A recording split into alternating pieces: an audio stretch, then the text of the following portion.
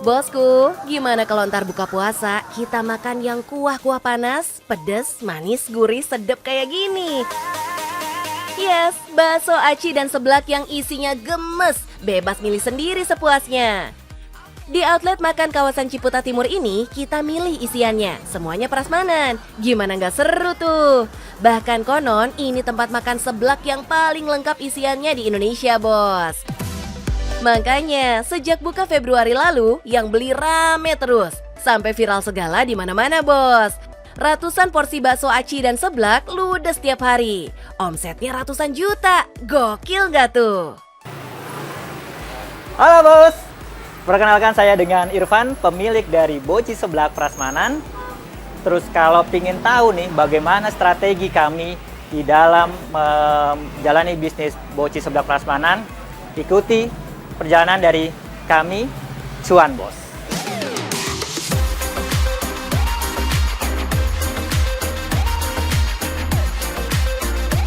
Ini dia nih, si think tanknya kedai seblak prasmanan ini. Padahal Mas Irfan tuh latar belakangnya keuangan perbankan loh. Tapi siapa yang ngira kalau hokinya malah datang setelah banting setir jualan bakso aci dan seblak ini. Sebelumnya, Mas Irfan emang udah memutuskan buat jadi pengusaha mandiri sejak 2017. Tapi baru ketemu jodoh bisnis yang klik banget saat ia menggelontorkan modal sekitar 50 jutaan buat borong bahan baku, peralatan masak, dan bayar sewa ruko ini. Konsep bisnisnya pun diubah total, biar unik dan beda. Jadi sistem kekinian all you can get kayak gini. Seperti diduga, para pecinta seblak pun menyemut di sini. Pada girang, dibebasin pilih isian boci dan seblak sesuka hati.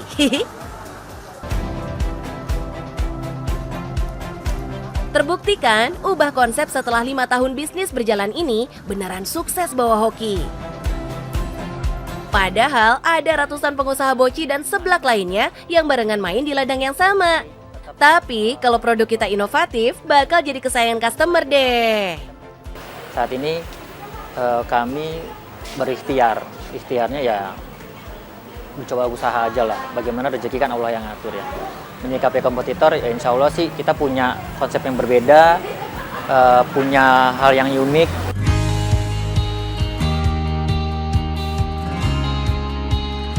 Intinya, kita gaspol deh ikhtiarnya. Pasti ntar Tuhan akan buka jalan dan keran rezeki mulai mengalirkan hasil, bos.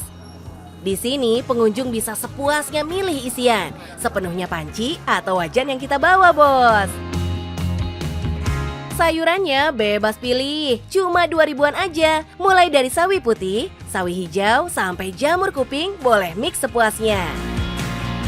Terus perbaksoan gak kalah banyak pilihannya. Mulai dari bakso tulang rangu, bakso urat, bakso daging polos, bakso jumbo isi telur, sampai bakso aci bebas dicomot sesukanya. Terus teman-temannya kayak sayap, ceker, tulang dengkul, sampai iga, mangga diambil sekenyangnya. Terus masih ada lagi kering-keringannya, kerupuk, aneka seafood, sampai sosis-sosisan udah manggil-manggil minta diambil tuh. Sampai urusan level pedas dan minuman juga bebas ambil sendiri. Wih, kalau bisnis modelan gini gak rugi tuh Mas Irfan. Rugi nggak sih? Insya Allah nggak. Kenapa? Pasti kita sudah pikirkan dengan baik lah. Cocok kan? Harga murah, rasa enak, konsep unik. Wah, ini sih triple killer ya. Pantesan aja sampai viral. Sederet influencer, food vlogger, sampai selebriti tanah air juga rela antri sampai waiting list segala. Kalau ngomongin porsi, alhamdulillah kita sudah bisa tembus di 200 sampai 300 porsi. Mungkin sekitar 4 sampai dengan 5 jutaan lah ya. Sehari? Sehari gitu. Fix, cakep nih. Kalau sehari bisa 5 jutaan, lah kalau sebulan lebih dong 150 jutaan bisa dibawa pulang. Harga sih boleh 500-an, tapi omsetnya bikin gemeteran. Ini nih, satu lagi bukti dagangan recehan hasil gedongan. Asalkan dikelola serius, kualitas jempolan, dan marketingnya gaspol, pasti hasilnya memuaskan. Terus satu lagi, kudu cerdas hadapi dinamika masalah dunia usaha yang gak ada habisnya, bos. Yang paling sulit saat itu adalah budget, modal. Saat itu modalnya karena modalnya lumayan waktu saat itu. Yang berharap kita cuma jutaan, puluhan, tapi sekarang sampai ratusan. Selain modal, yang pasti menjaga kualitas produk. Yes, apapun bisnis kita, jaga kualitas is a must. Biar apa? Ya biar pengunjung jadi setia. Terus malah bantuin promoin usaha kita secara nggak sengaja, lewat cerita mulut ke mulut. Ini nih, media iklan terhebat yang bikin bisnis kenceng larinya. Terus ditambah lagi kuncian superpowernya. Apakah itu? Sedekah, bos. Dijamin keran rezeki ngucur lancar selancar-lancarnya. Asli. Kemarin sih pada saat GO kita mengundang yatim piatu tuh jelas ya. Kita pengajian, mengundang yatim piatu. Terus juga saat ini kita di Ramadan, kita kasih takjil gratis. Salah satunya mungkin ya tadi kan ada muat berkah, atau kita ngundang yatim piatu lagi. Cakep, Mas. Bisa banget jadi inspirasi nih bos-bosku semua. Cepet deh bikin bisnis plan yang mantep.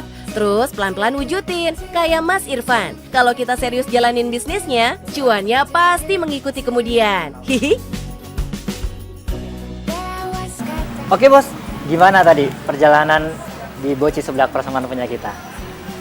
Yang harus teman-teman tahu bahwa yang harus dijaga adalah kualitas bahan baku kita. Pastikan produk kita juga enak, dan yang pasti jaga kepuasan dari pelanggan. Dan yang paling sangat penting adalah cuan, bos.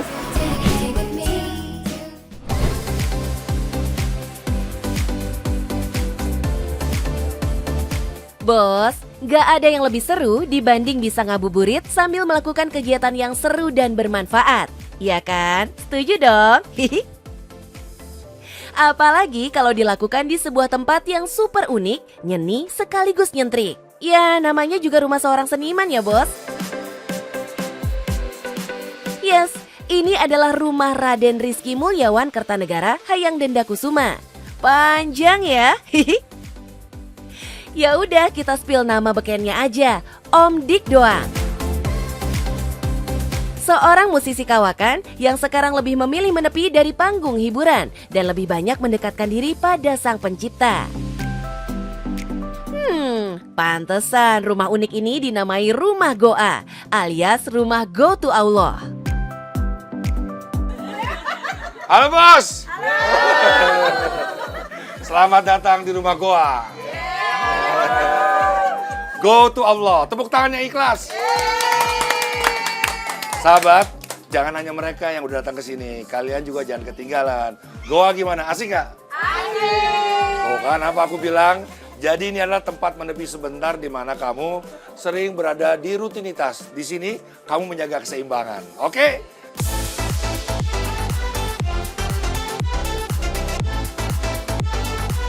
Nah serunya, gak cuma Om Dik doang dan keluarga aja yang bisa menikmati adem dan uniknya rumah ini, bos. Saat pandemi lalu, Om Dik membuka rumahnya buat semua kalangan. Pengunjung bisa duduk santai, menyepi sambil menikmati kegiatan seru. Bonusnya bisa lihat kereta-kereta lewat, karena lokasinya deket banget dari stasiun Jurangmangu, Tangerang, Banten. Om Dik pengen pengunjung bisa merasakan juga pengalaman spiritual seperti yang dirasakannya dulu, bos. Kalau kita ingin jadi kekasihnya terus diterima, maka kita tidak mungkin dimiskinkan. Karena memang saat itu keadaanku lagi susah. 1 Maret 2021 itu uangku tinggal 950.000. Kayaknya nggak mungkin ya kalau tanpa kekuatan dia, perlindungan dia. Di tengah situasi serba kepepet, Om Dik bikin kafe ini. Makanya bahan yang dipilih semuanya barang bekas. Konsepnya 100% daur ulang. Kebayangkan butuh waktu panjang buat menjadikannya jadi secantik ini. Ya karena kita orang kere, aktif, jadi kreatif. Maka saat itu kita tidak lagi memikirkan barang baru. Tapi kita cari di pengepul, kita berburu sama para pemulung, kita belinya ditimbang, cari yang unik. Emang unik total. Kafenya unik, konsepnya unik, aksesnya juga nggak kalah menggelitik. Nggak ada lahan parkir di sini, bos. Pengunjung kudu berjalan 600 meteran, melewati jalan kecil di samping rel kereta. Baru deh si hidden gem ini bisa Anda temukan, bos. Di sini kita bisa nongki sambil berkreasi. Di bulan Ramadan ini misalnya, Om Dik mengajak 10 komunitas seni rupa buat ngabuburit bersama sambil bikin karya. Hasil lukisannya entar dilelang dan hasilnya digunakan untuk aksi sosial. Dengan adanya kafe seperti ini, itu sangat membuka ruang bagi teman-teman untuk berproses ya. Jadi kadang-kadang kan kita malu membuat karya di tempat umum gitu ya. Tapi dengan adanya komunitas kafe yang seperti ini, kita bisa membantu teman-teman yang ingin berkarya bersama-sama. Keren kan, bos? Kapan lagi nih kita bisa ngafe tapi sembari mengumpulkan pahala? Makanya next plan-nya, Om Dik pengen banget mengembangkan kafenya ini menjadi tempat pertemuan untuk mengintimkan lagi hubungan kita dengan Allah. Bisa buat pengajian misalnya. Karena memang keinginanku di kala pensiun, aku pingin membuka hatiku, membuka rumahku, menerima siapa aja yang masuk. Semakin tua, apalagi ada orang semakin terkenal, kadang-kadang susah ditemui. Tidak menyipati sifat Allah yang gampang ditemui. Kadang-kadang kita menjadi terkenal makin eksklusif. Harus ketemu beberapa manajer, orang-orangnya baru bisa ketemu gitu. Sekarang orang assalamualaikum langsung aku jawab waalaikumsalam. Bahkan aku yang menyapa dia untuk masuk. Jadi sekali lagi mudah-mudahan ini bermanfaat ya. Amin. Kita semua ikut mendoakan Om. Semoga cita-citanya tercapai. Jelas banyak yang ikut doain karena emang banyak pihak ikut terbantu dengan berdirinya kafe ini. Misalnya para pengusaha UMKM yang digandeng Om Dik buat berjualan di sini. Jadi kita bisa pesan langsung ke mereka, bos. So cute kan? Ada mie ayam, pisang goreng, aneka jenis keripik, dan juga roti-rotian. Lengkap banget kan buat teman ngopi dan mendinginkan pikiran di sini, bos? Awalnya motivator, memberikan teori-teori. Lama-lama saya mikir, saya nggak berlaku adil. Hanya mengajar, tapi tidak mampu mengantarkan. Maka saya undang beberapa UMKM yang sudah dikurasi, ya. Dan kita berjuang bersama di situ. Yes, makin viral, makin rame pula pengunjung kafe ini. Para UMKM pun ikutan girang karena cuan makin lancar datang. Misalnya nih, dalam sehari ada 100 orang aja yang datang. Terus belanja makanan 20 ribuan. Artinya kan masuk tuh 60 jutaan yang bisa dinikmati bersama. Keren kan? Tapi ya itu tadi, pendapatan ini dinikmati rame-rame. Gak masuk kantong Om Dik semua. Yes, Om Dik doang memang dikenal sangat aktif berkegiatan sosial sejak dulu. Misalnya, aksinya 4 tahun lalu bersama penyanyi religi Opik. Keduanya berkolaborasi mengirimkan bantuan dan menghibur warga dan anak-anak di jalur Gaza, Palestina yang sedang dilanda konflik.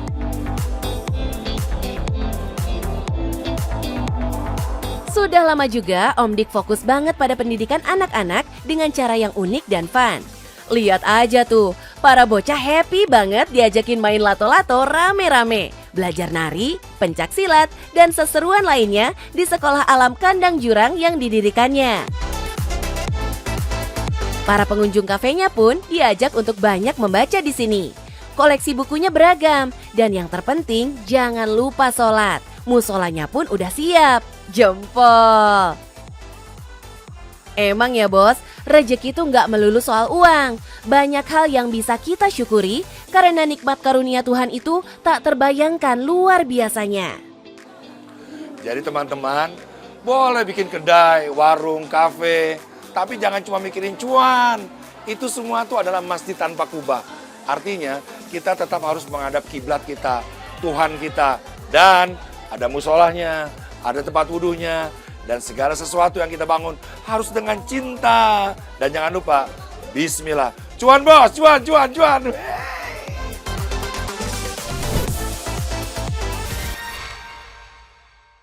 Semangat, semangat. Ayo, kita semangat. Bos, siapa nih yang kalau habis sahur pada langsung tarik selimut lagi, terus molor sampai matahari tinggi? Ih, nggak malu deh sama pasukan yang penuh semangat ini. Gelis Jaya Jaya Jaya. Emang sih, nggak bisa nggak semangat kalau kudu membereskan puluhan pesanan hamper setiap hari. Belum lagi ribuan pieces kue basah dan kering yang akan dijual di toko kue mungil tempat mereka bekerja yang sekarang udah dikelola generasi kedua. Selamat datang bos di Gelis Homemade. Nah, sesuai namanya pasti gelis pisan dan juga kita udah halal nih bos. Nah, boleh kali kalau misalnya bos ada acara bukber ataupun ada mau bagi-bagi, bisa nih pesan di kita. Mau tahu? Tetap di Cuan bos.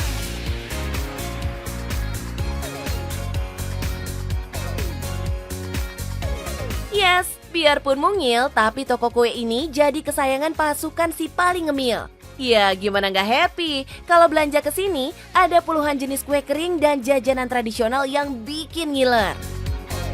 Tuh, ada pai salak, talam ubi, rogut, juga aneka jenis roti-rotian. Para pelanggannya juga setia banget karena rasa kuenya nggak berubah.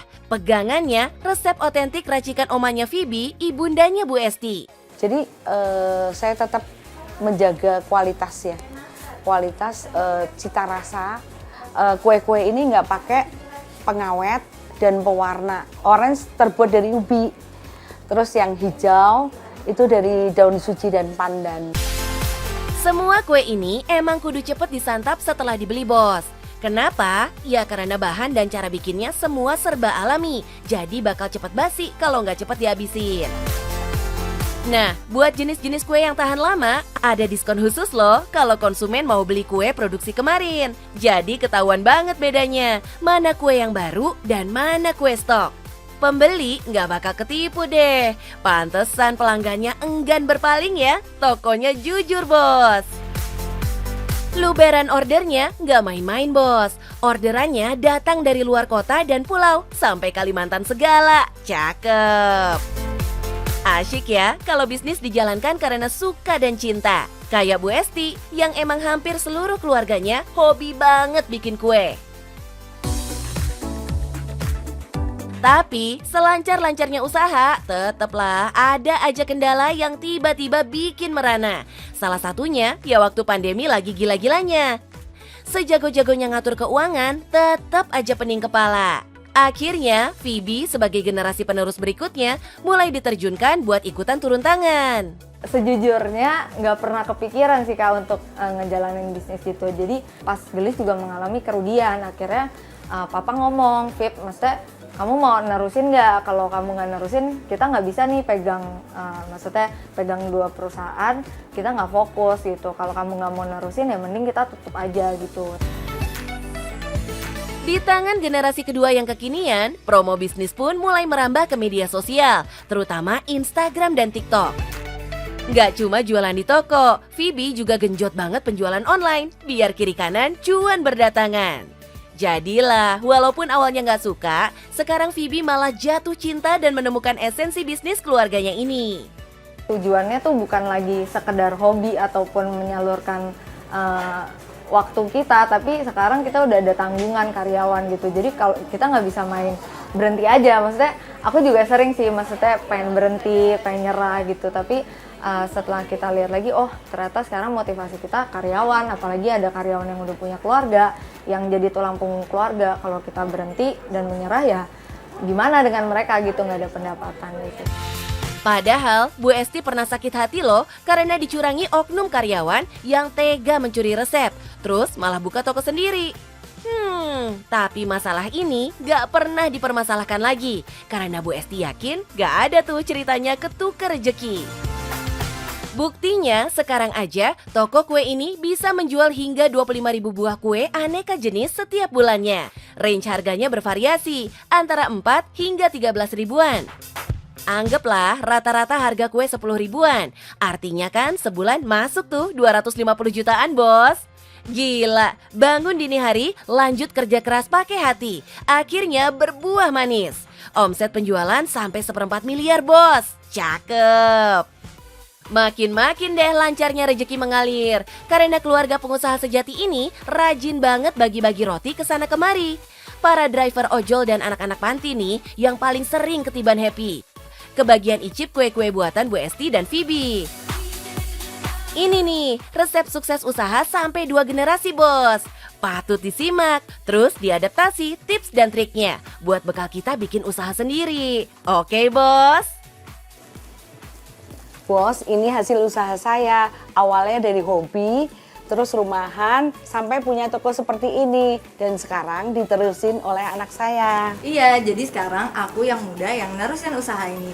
Buat teman-teman muda di sana, terus semangat, konsisten, dan gak perlu malu. Dan yang penting, cuan. Cuan, Bos!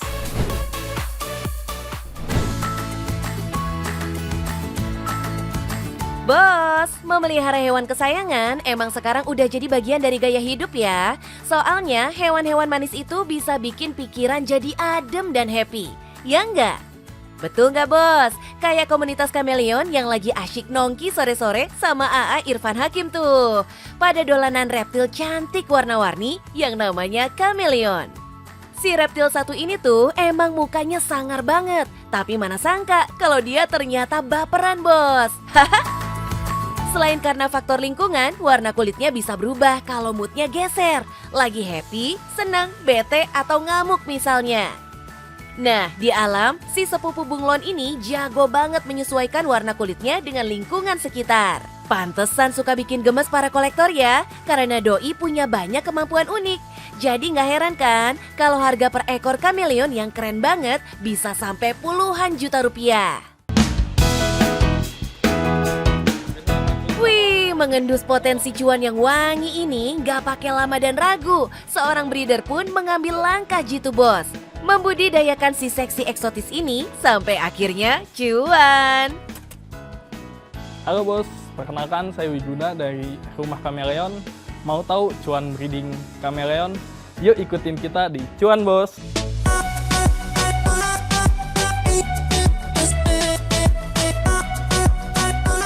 Ini nih, Bos, Mas Wiguna ini yang sukses besar budidaya si kameleon gara-gara jatuh cinta sejak masih sekolah dulu. Ia ikuti tuh sekian banyak komunitasnya buat menggali ilmu. Ia pun belajar cara budidaya, sampai tips memelihara biar si Kemi ini panjang umur hidupnya. Jadi deh bisnis yang akhirnya cuan ini sejak 6 tahun yang lalu. Sekarang tinggal panen, Bos. Lihat tuh, banyak banget kameleonnya. Ada puluhan ekor. Warnanya, ya ampun, sumpah gemes-gemes banget. Kita sih ngejual kualitas ya. Satu kualitas, yang kedua tuh lokality kita. Jadi setiap lokality kan punya warnanya masing-masing. Jadi itu yang nggak kita satuin. Makanya kualitas jempolan ini pula yang bikin ia kebanjiran order. Bahkan banyak yang dari luar kota. Nah, packingnya kudu istimewa nih, biar si Kemi nyaman dan tetap sehat bugar ketika sampai tujuan. Terus pengirimannya juga selalu pakai yang paling super ekspres deh. Dan pastinya resmi ya, biar nggak stres si kameleonnya. Nah, Bos, banyak orang jatuh cinta sama reptil yang satu ini tuh karena walaupun mukanya galak, ternyata dia nih berhati lembut dan jinak. Selain itu juga karena warnanya ya, Bos, nggak nahan cantiknya. Makannya juga nggak susah, cukup sediakan aneka jenis serangga. Udah deh, si Kemi bakal happy berburu cemilan kesukaannya dengan lidah panjangnya yang istimewa. Kecepatan juluran lidahnya ini bahkan diklaim lebih cepat daripada pesawat tempur loh. Zat. Buat bos-bos di rumah, tinggal pilih. Ada belasan jenis kameleon yang dikoleksi Mas Wiguna. Harganya juga beragam. Siapin celengan deh, biar aman. Hihi. Yang range harga tuh mulai dari 3 juta. Tapi kalau misalnya untuk untuk kolektor kayak nosibi indukan itu bisa nyampe belasan juta sih. Waduh, nyampe belasan juta per ekor indukan. Wah, kudu pinter-pinter ngerawatnya nih. Kalau nih kameleon sampai meninggoy, agak jelek juga sih ya, Bos. Hihi. Makanya, kita kudu belajar cara ngerawat si mata belok yang keren ini. Biar doi panjang usia dan bahagia hidup bareng pemiliknya. Salah satunya, siapin kandang dengan jejaring yang bikin sirkulasi udara jadi lega. Siapin juga pohon dan tanaman biar dia bisa main panjat-panjatan. Terus, makan jangan sampai lupa. Minum juga, kasih beberapa kali bos, biar nggak dehidrasi. Terus, jaga baik-baik si Kemi dari serangan predator yang mengancam bos. Jangan sampai ngalamin kayak Mas Wiguna dulu nih. Paling yang mati banyak itu digigit semut. Ada kandang kita, ada yang bolong, itu mati. Itu lumayan. Nah, kalau mau sekalian belajar jadi breeder kayak Mas Wiguna, gampang bos. Mas Wiguna siap jadi dosen pembimbing sampai klien gape banget deh. Biasa kalau untuk pembelian di sini, kita minta owner barunya itu nyiapin kandang ya. Habis itu difotoin ke kita, nanti kita bisa bantu buat koreksi kandangnya udah oke apa belum. Kalau misalnya udah oke, baru kita kirim kameleonnya. Nah, biar si cantik ini makin sehat dan montok, kasih makannya juga nggak boleh sembarangan. Ada triknya, bos. Nah, bos nih, kalau di sini jangkriknya udah kita kasih tambahan vitamin. Jadi bisa nambahin suplemen buat kameleonnya makin sehat lagi. Tapi emang sih, beli langsung di lokasi tuh jauh lebih seret. Karena kita bisa interaksi langsung sama si kameleon. Makanya banyak buyer yang milih datang langsung, milih-milih, terus deal deh langsung di lokasi.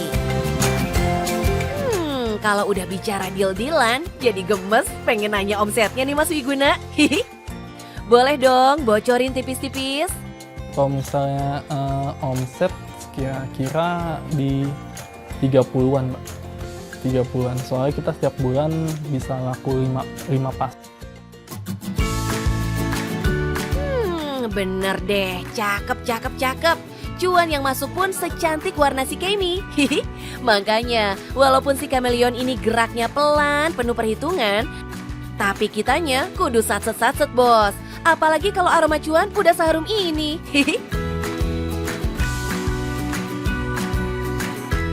Nah bos, udah tahu kan cuannya dari bisnis kameleon? Untuk yang mau breeding kameleon, ada 3 tips dari rumah kameleon. Yang pertama, siapin kandang. Yang kedua, siapin waktu. Dan yang ketiga, siapin indukan yang berkualitas. Dan yang paling penting, cuan bos.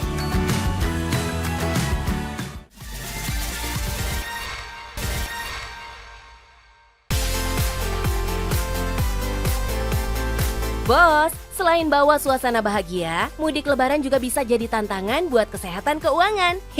Kalau nggak diatur baik-baik, bisa nombok. Makanya, yuk atur pengeluaran dan perencanaan kita biar mudik aman semuanya, bos.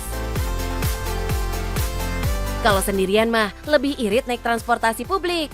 Kalau rame-rame, bisa tuh bawa mobil sendiri. Jadi bisa gantian nyetir dan patungan. Atau cari info mudik gratis, bos. Banyak tuh instansi, perusahaan, bahkan pemerintah daerah yang menyediakan mudik gratis. Mayan kan? Ngirit. Misalnya budget tiket. Nah, jauh-jauh hari pisahkan pos dana buat mudik. BBM, tol, bekal perjalanan, atau yang lain. Terus jangan dikutik-kutik lagi. Siapkan juga dana darurat, biar kalau ada sesuatu yang mendadak terjadi di perjalanan, pos budgetnya tetap ada. Terus, bawa uang tunai secukupnya aja bos. Bawa duit banyak-banyak itu makin menggoda kita buat lebih gampang belanja ini itu, yang sebenarnya nggak perlu. Hihihi.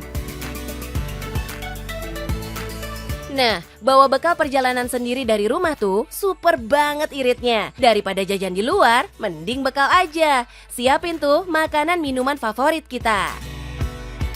Terakhir nih, beli oleh-oleh secukupnya aja bos. Cari juga toko yang kasih diskon gede. Atau beli online deh, biar makin irit. Kan suka ada promo dan gratis ongkir tuh, jadi kita lebih untung bos. Gimana? Udah siap pulang kampung, tapi dompet anti kembung? Semangat bos!